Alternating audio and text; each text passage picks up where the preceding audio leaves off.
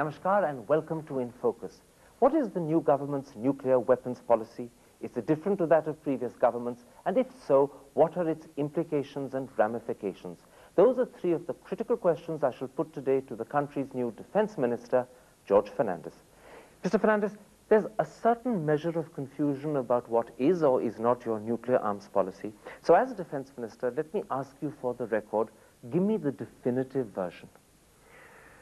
Well, our defense policy is a continuation of what we have had for the last 50 years. And the nuclear weapons policy is a continuation as well? The nuclear policy is also a continuation of that. Because I believe that the country's defense policy cannot change with the change of governments. The country's defense policy is invariably governed by the geopolitical situation, and the geopolitical situation does not change. This is very interesting, sir, so let me just, for re-emphasis, get you to repeat it. You're saying that the country's policy and attitude to nuclear weapons is the same as it's been for the last 10, 20, 30 years? Yes, absolutely. No change whatsoever? Well, we have taken a step which is inevitably arising out of the defense policy. I'll tell you, I'll elaborate on this. Our defense policy so far, and particularly our policy on nuclear weapons so far, was that we shall not sign the Nuclear Non-Proliferation Treaty and we shall not sign the Comprehensive Test Ban Treaty. Now, both when you took the position that we shall not sign the NPT or the CTBT and we'll keep our options open, it was implied in it that you will always have perhaps opportunities to exercise more than one option. Now, what could be the option? One was to carry on. The other was to make a review and see whether there are threat perceptions now where you have to go for the nuclear weapon. Mr. Fernandes, even as you present it, there is one important change that you've made. As you said, this exercising of options was always implied in the earlier versions. You've made something that was implicit, explicit. There's a distinct change of tone and emphasis. You have to concede that. Yes, it's not a change in tone and emphasis. It is taking the inevitable next step. We have come to a point where we believe that we need to make a review of the defense policy. A strategic review, therefore, has been planned. And if that review leads us to a point where it becomes obvious to us that it is time now to exercise the nuclear option, then we will exercise it. Let me for a moment quarrel with your initial definition that the country's nuclear weapons policy hasn't changed whatsoever. Those were your words. The first change I pointed out is that you've made something explicit which previously was implicit. Your political opponents would see that as a major change. You say not. But in fact, there is a second difference as well. The previous Indian policy was that we are not ruling out a nuclear option. Your national agenda, if I may so put it, rules it in. That's a much stronger version of saying the same thing, isn't it? Well, it's because there has been a change in perceptions today. What are the threat perceptions on date that makes us go in for a review?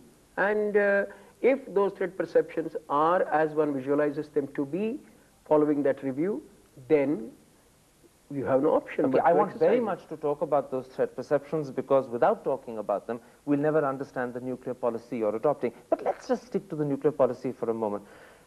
I want you to concede one thing for me, that in phrasing it the way you have, you've not only made something explicit which was implicit, but you've also gone that extra step.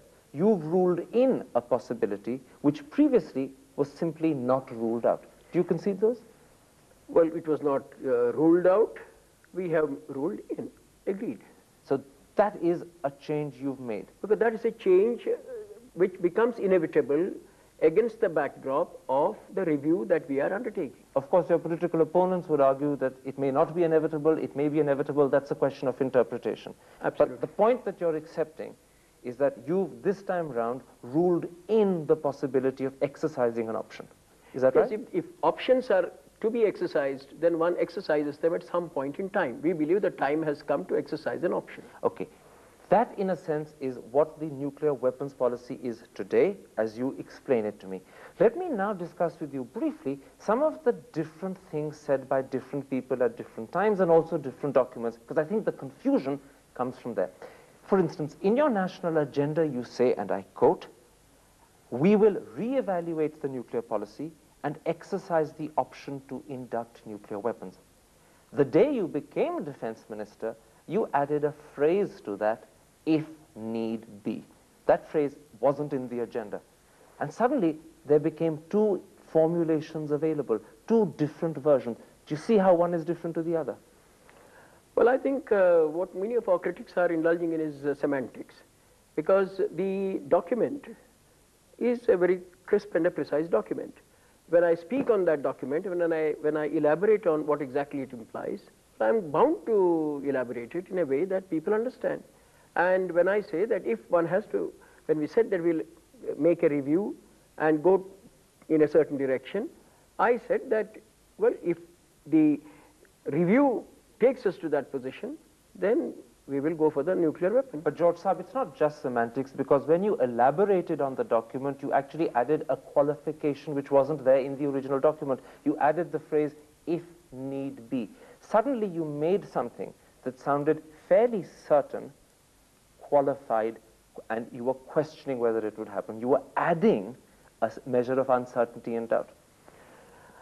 No, I don't think there is any scope for any uncertainty or doubt. What was implied in what I said was that, that if the review comes to this conclusion, then we go for the weapon. Okay, let me tell you a second reason why people think uncertainty and doubt has been added. It's not just that you added the phrase, if need be. Prime Minister Vajpayee, at least on 2 occasions, stood up in Parliament and publicly said that the principles of India's foreign policy would not change. Now, if that's correct, then it also follows that India's nuclear arms policy will not change. And yet your agenda had clearly suggested one sort of change. So to many people, it looked as if suddenly Mr. Vajpayee was contradicting the agenda. Well, I don't think the Prime Minister's statement about foreign policy could be also lumped with the defense policy. Isn't defense policy an essential part of foreign policy also? Well, it is an essential part of foreign policy. But and nuclear weapons policy even more so? No, and yet I believe that where the defense of the country is concerned, what kind of a tactical or a weapon position you want to take is something which cannot be equated or clubbed with foreign policy. So if I understand you correctly, when the Prime Minister said in Parliament that the principles of India's foreign policy wouldn't change, he was, as you interpret him, explicitly leaving aside the nuclear arms policy. Yes, I'm sure he had in his mind our foreign policy is primarily friendship towards all, particularly our immediate neighbors. And he was explicitly leaving out of that the nuclear weapons policy. Because you said yes. That's a matter where security concerns are involved, and where security concerns are involved, national security concerns are involved. I don't think we should link that with the foreign policy statement of the Prime Minister. Many people are going to be either surprised or pleased, depending upon their standpoint, to hear this, because they had concluded that when the Prime Minister said the principles of foreign policy won't change, he also meant that the principles governing our nuclear weapons policy won't change. You've now made it clear that the two aren't related. Yes, I'm very sure that the Prime Minister didn't have the strategic review, defense review, evaluating the nuclear situation, and taking the decisions that flow from there. Okay, let me then put this to you, because your critics have raised it many times. Are these differences that are emerging, either between your formulation the day you joined office and the agenda, or between what the Prime Minister said and what the agenda says, are these differences because of confusion in thinking? Are they because of disagreements within the government? No, there is no disagreement within the government, nor is there any confusion in thinking. Then is there a third possibility? Well, that subtly you're distancing yourself because you suddenly realize, now that you've come to office, that what was put down was perhaps a bit stark and bold, and the reality that you see when you become minister requires a different treatment? No, not at all. What we wrote there was based on our perception of our national security concerns, and our approach to those concerns or our perceptions about them has not changed one bit. If anything, I believe that getting into office has strengthened it further. Okay, then let's take that as the cue and talk about the strategic defense review upon which all of this, in a sense, is predicated. What, in your eyes, is the need, or shall I say the provocation, for this review? We have not had a review since day one of freedom. And there has been a tremendous shift and change in the geopolitical situation around the country meaning on our frontiers and beyond. So wisdom dictates that we should review the situation. Yes. Okay, let's talk about the situation around our frontiers. Let's begin with Pakistan. Perhaps it was just a year ago that Prime Minister Nawaz Sharif became the first Pakistani Prime Minister to publicly say Pakistan has a bomb. Do you believe that? And are you responding to that? Well, it is difficult to make a statement on that for the reason that there are a lot of things which sometimes people in government say which cannot be verified. So you can give a definite answer to your question only if one had the verified What version about of the opposite, Mr. Fernandes? Do you as Defense Minister feel that you have to behave in a fashion as if what he's saying is correct? Well, for instance, when the Gauri was launched and when there was skepticism as to whether it had really been launched or test fired, I said that, well, I want to believe it because the Prime Minister has made a statement to that effect and I would like to believe him. Now, the same Prime Minister Nawaz Sharif made this statement about the bomb, so would you say here too you'd like to believe him, or it's sensible to believe him? I'm at this point in time not convinced whether I should say that I believe him. I'm still not convinced. Do you disbelieve him? I will not, when one says I'm not in a position to agree with what he has said, then obviously I do not believe him. But is the Strategic Defense Review in a sense provoked or made necessary by such statements by him? No, I won't say that it is related only to what Nawaz Sharif has been saying. After all, don't forget that only last week it was Benazir Bhutto who said that my father initiated the nuclear policy and the move towards nuclear weapons, and I continued with that and set in motion this whole delivery system. So it is an achievement of the Bhutto family. So in fact, there's a real sense in which the Pakistani establishment and what they've been saying make the defense review essential. No, it's only a part of it. After all, we have other neighbors. Quite, and I'll come to them in a moment's time. To what extent do you say that the security environment regarding Pakistan has deteriorated as a result of their testing the Gauri missile with its 1,500-kilometer range? To a considerable extent. It has deteriorated in as much as if the Gauri should become operational, then large parts of India would be within striking range. And so this again underlines the need for a very quick, thorough strategic review. Yeah, but let's face it, after all, when we drafted our manifesto, meaning the national agenda, Gauri was in nobody's mind and nobody had thought that. This simply reinforces it, just as you said, your experiences in office reinforce it. That's right. Okay, let's then come to our other neighbor. One perception that many people have in this country is that for political reasons or perhaps other reasons, India has begun to either underplay or perhaps even ignore the threat potential of China. Do you share that view? Yes, I share that view, and I am one of those who over the years has said that we should be realistic, we should not try to underplay, and underplaying the situation across the Himalayas is not in national interest. In fact, it can create a lot of problems for us in the near future. In fact, one of the ways that we have been either underplaying it or ignoring it is that I believe in 97, before that in 95, Chinese maps were published showing Arunachal Pradesh is entirely theirs. More recently, we've become aware of helipads built well inside our border in Arunachal Pradesh. Now, in ignoring these, are we being political or are we being complacent?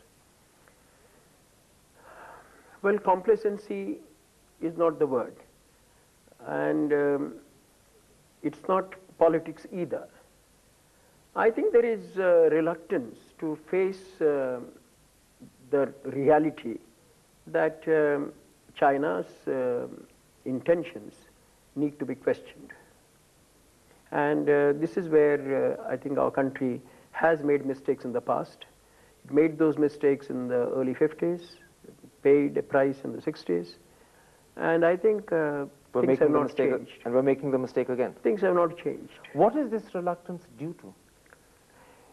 The reluctance, Karan, is primarily rooted in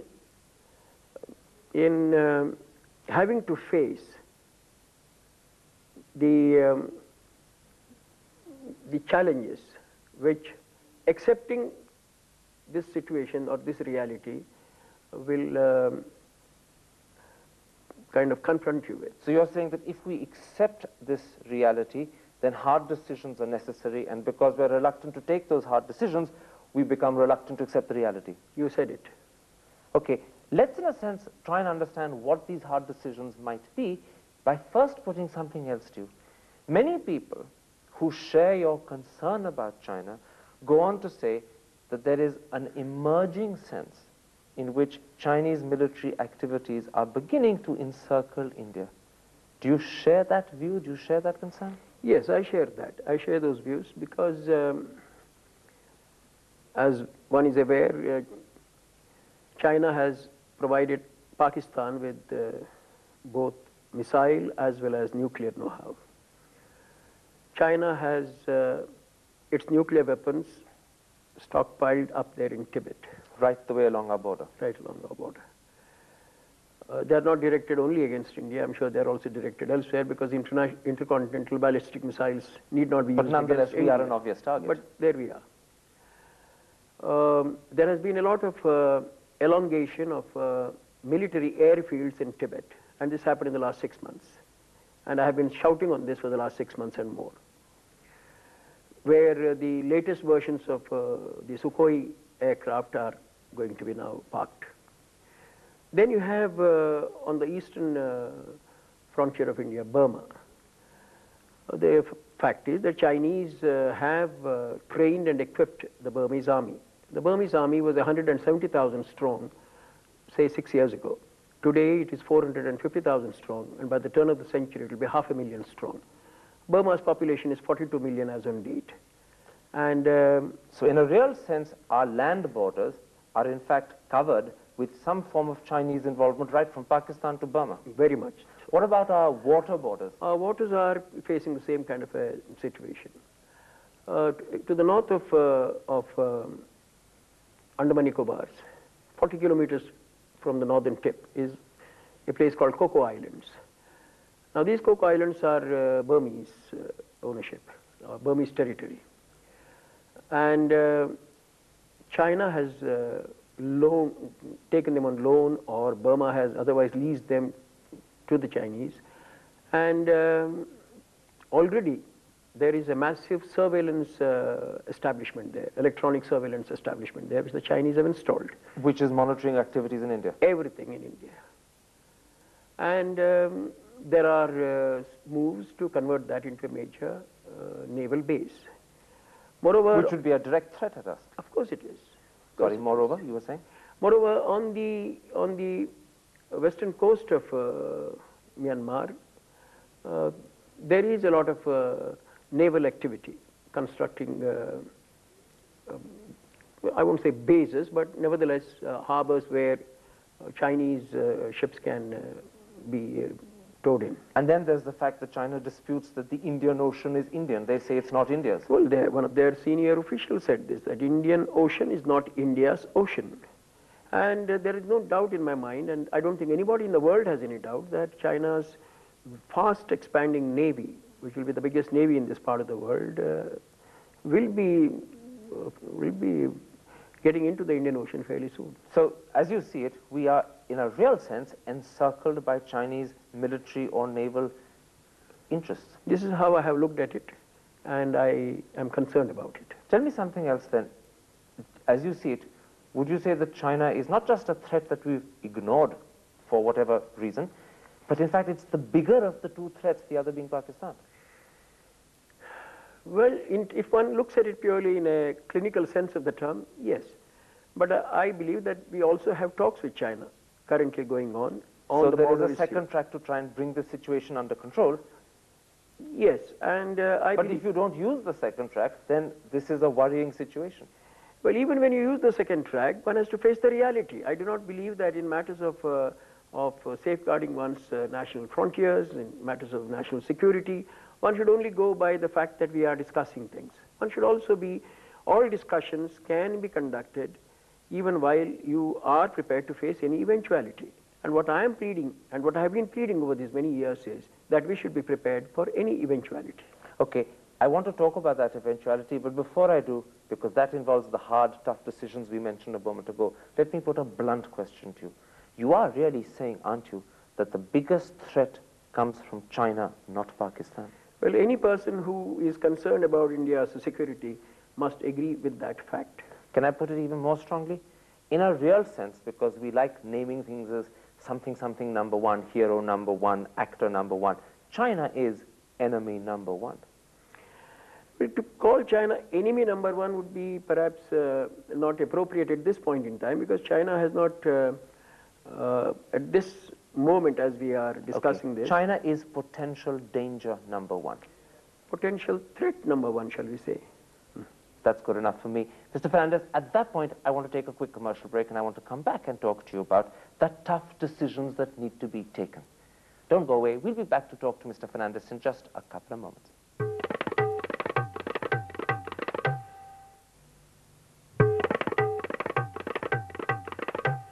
Welcome back. We're talking to Defense Minister George Fernandes. Mr. Fernandes, we ended part one at the point where the next question is, what is the tough, hard decision that is needed to secure our national interests militarily? Well, primarily, the people of the country will have to be taken into confidence about the threat perceptions all of us are aware of. And once they are taken into confidence and are imbued with the urge to make any sacrifice that is necessary to safeguard our frontiers, then other steps will follow. So the tough decisions are national sacrifices in the cause of national unity and security? Primarily, yes. But more importantly, perhaps, is that we have become a very soft people, and we must realize that nations are not built through soft options, nor are the country's frontiers secured through soft life. One has to, therefore, be willing to take to a hard life. And to become tough, we have to make real economic sacrifices. Absolutely. You have to make not only economic sacrifices, but you have to do a lot more things. For instance, the whole of last week was holidays galore. We have, for the last 8 days, there has been no work in Delhi. Delhi's, all central offices have been shut down. So we need to change our mentality. You have to change a whole lot of things if you really care for the country. You sound as if you're saying we need to become a lot more like Israel. I've never been to Israel, but I know that they are a people who have made tremendous sacrifices. But there are other countries. Why not to talk about Iraq, for instance? Here is a country which is facing all kinds of onslaughts and yet is standing up. And would this tough decision, would this national sacrifice possibly include actually making a set of nuclear bombs? Well, if it comes to that, yes. And that will be decided as soon as the strategic review is over. My last question to you, it's okay for you as a defense minister to talk about the need for tough decisions, and strategic reviews may talk about the need for a bomb. Morally speaking, as a former socialist, a pacifist, an anti-nuclear man, do you think it's right that a poor country where you still have starvation deaths should spend tens of thousands of crores on nuclear weaponry? I'm not a former socialist, I am a socialist. I'm not a former pacifist, I am a pacifist. I am all that I was. Are you a former anti-nuclear man? I am, even today, an anti-nuclear man, as Mr. George Fernandes. But as the defense minister of my country, I'll do what is best in the interests of my country. Even if it means contradicting yourself? It doesn't make any difference, even if it means dying. I also want to live, but if the security of my country requires that I should die, then I should be prepared for that. And that's how you square the circle? It's not squaring the circle, it's being realistic, it's being patriotic, it is being, it's about caring for the country. Mr. Fernandes, on that note, thank you very much for talking so openly about a subject that I know is personally difficult for you to tackle. That's it this week. We'll be back next week with another interviewee, but for today, from the Defense Minister's offices in South Block, New Delhi, goodbye.